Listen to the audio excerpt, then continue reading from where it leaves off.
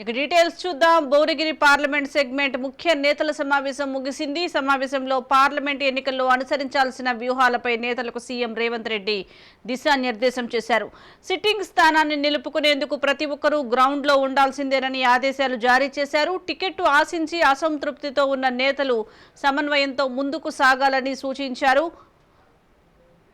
త్వరలోనే అందరికీ తగిన గుర్తింపు న్యాయం జరుగుతుందని హామీ ఇచ్చారు. 17 నియోజకవర్గాల్లో నామినేషన్ కార్యక్రమానికి సీఎం హాజరు కానున్నారు. నామినేషన్ వేసిన రోజు అదే నియోజకవర్గంలో బహిరంగ సభ ఏర్పాటు చేయాలని ఈ సమావేశంలో కాంగ్రెస్ పార్టీ నిర్ణయం తీసుకుంది. ఈ నెల 21న భువనగిరిలో నామినేషన్కి సీఎం రేవంత్ రెడ్డి స్వయంగా హాజరు కానున్నారు.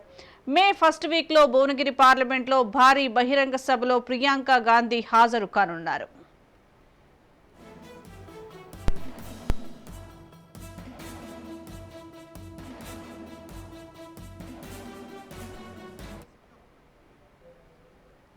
కోమటిరెడ్డి రాజగోపాల్ రెడ్డి నివాసంలో సీఎం రేవంత్ సమావేశం ముగిసినట్లుగా తెలుస్తుంది. దీనికి సంబంధించి మోర్ అప్డేట్స్ మా ప్రతినిధి విక్రాంత్ అందిస్తారు. విక్రాంత్, సుజాత, మొత్తానికి ఈ రోజు ముఖ్యమంత్రి పిసిసిగా ఉన్నటువంటి రేవంత్ రెడ్డి కూడా భువనగిరి పార్లమెంట్ స్థానానికి సంబంధించిన సమావేశంలో రివ్యూలో కూడా పాల్గొన్నాడు. ఇప్పటికే కాంగ్రెస్ పార్టీ అభ్యర్థిని చామల కిరణ్ కుమార్ రెడ్డిని ప్రకటించిన విషయం తెలిసింది. అయితే చామల కిరణ్ కుమార్ రెడ్డి గెలిపే లక్ష్యంగా కూడా ఈ రోజు భువనగిరి పార్లమెంట్ స్థానానికి సంబంధించిన ఇన్ఛార్జ్ మునుగోడు సీనియర్ ఎమ్మెల్యే అయినటువంటి కోమటిరెడ్డి రాజగోపాల్ రెడ్డి నివాసంలో కూడా సమావేశం ఏర్పాటు చేస్తున్నారు. ఈ సమావేశానికి స్వయంగా పిసిసి ముఖ్యమంత్రిగా ఉన్నటువంటి రేవంత్ రెడ్డి కూడా హాజరయ్యారు. అదేవిధంగా భువనగిరి పార్లమెంట్ స్థానంలో ఉన్నటువంటి కాంగ్రెస్ పార్టీ అందరు ఎమ్మెల్యేలు కూడా ఈ సమావేశానికి వచ్చారు. 2 లక్షల మెజార్టీతో కూడా భువనగిరి పార్లమెంట్ స్థానాన్ని దక్కించుకోవాలని కూడా కాంగ్రెస్ పార్టీ డిసైడ్ చేసింది.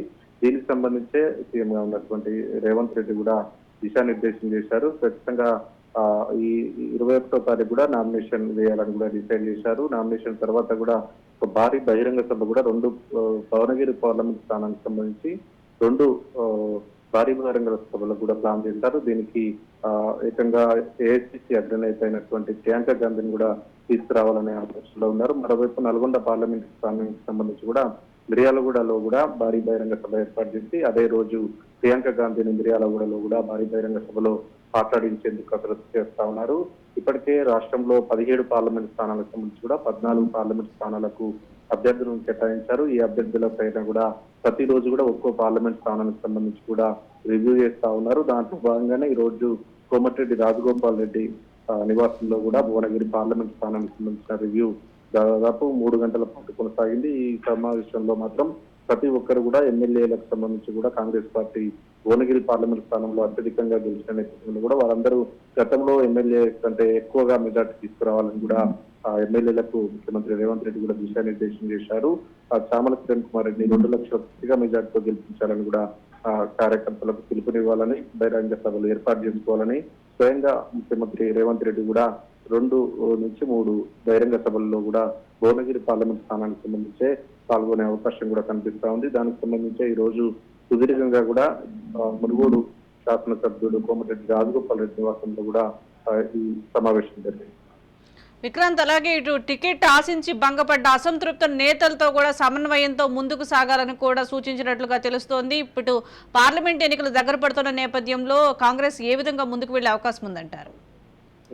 ఇప్పటికే చాలా మంది రాష్ట్రంలో కాంగ్రెస్ పార్టీ అధికారంలో ఉన్న నేపథ్యంలో కూడా చాలా మంది ఆశావాహులు ఉన్నారు. తమకే కావాలని ఎమ్మెల్యే ఎన్నికల్లో కూడా టికెట్ రాని అసంతృప్తులు కూడా ఎంపీ స్థానం కోసం కూడా చాలా మంది ఆశావాహులు ఆశపడ్డారు. కానీ వాళ్ళకు కూడా చాలా వరకు నిరాశ ఎదురైన సందర్భంలో కూడా కొంతవరకు నిరుత్సాహంతో ఉన్నారు. వాళ్ళని మర్చిగా చేసుకోవడం కోసం ఎలాగైనా కాంగ్రెస్ పార్టీతో కొనసాగించేందుకు కూడా కాంగ్రెస్ పార్టీ సీనియర్ నేత మాజీ మంత్రి అయినటువంటి జానారెడ్డి నేతృత్వంలో కూడా ఒక బుజ్జగింపుల కమిటీ కూడా వేశారు. ఆ బుజ్జగింపుల కమిటీ ఇప్పటికే జానారెడ్డి అధ్యక్షతను ఏర్పాటు చేసిన నేపథ్యంలో కూడా ఎవరైతే టికెట్ ఆశించి బంధపడినటువంటి నేతలను స్వయంగా జానారెడ్డి వెళ్లి కలుస్తా ఉన్నారు. అవసరమైతే తన నివాసానికి పిలిపించుకొని వారిని బుజ్జగిస్తా ఉన్నారు. అవసరమైతే కార్పొరేషన్ చైర్మన్లు కావచ్చు, ఎమ్మెల్సీ కావచ్చు, ఎమ్మెల్యే ఇప్పటికే రాజ్యసభ సీట్లకు సంబంధించి కూడా భవిష్యత్తులో అస్యూరెన్స్ కూడా ఇస్తా ఉన్నారు జానారెడ్డి.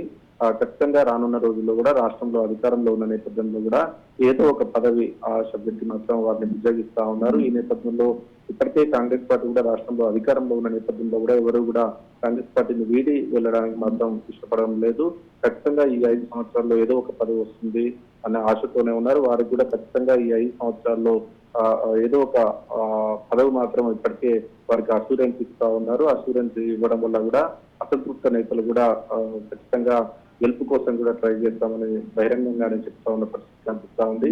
మొన్న జరిగినటువంటి ఎమ్మెల్యే ఎలక్షన్ లో కావచ్చు, అప్పుడు కూడా ఇదే మంత్రి జానారెడ్డి మాజీ మంత్రి అయినటువంటి జానారెడ్డి అధ్యక్షతను కూడా కమిటీ వేసిన నేపథ్యంలో అప్పుడు కూడా సక్సెస్ అయింది. కాంగ్రెస్ పార్టీ గెలుపుకు కూడా ఒక దారి చూపినట్లయిన నేపథ్యంలో అదే జానారెడ్డి నేతృత్వంలో కూడా టికెట్ రానటువంటి వారికి విజయించడం కోసం కూడా మరోసారి కూడా జానారెడ్డి నేతృత్వంలో కమిటీ వేశారు. ఏదేమైనప్పటికీ రాష్ట్రంలో 17 పార్లమెంట్ స్థానాలు ఉన్న నేపథ్యంలో కూడా మెజారిటీ సీట్లు 14 సీట్లకు పైగా కూడా గెలవాలనే ఆలోచనలో కాంగ్రెస్ పార్టీ ఉంది. దానికోసమే స్వయంగా ముఖ్యమంత్రిగా పిసిసిగా ఉన్నటువంటి రేవంత్ రెడ్డి కూడా ప్రతిరోజు కూడా ఒక్కో పార్లమెంట్ స్థానాలకు సంబంధించి కూడా ప్రతిరోజు సమావేశం ఏర్పాటు చేసుకుంటా ఉన్నారు.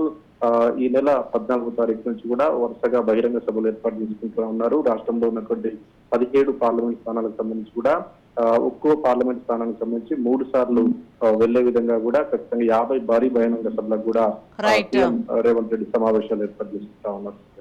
Right, thank you Vikrant.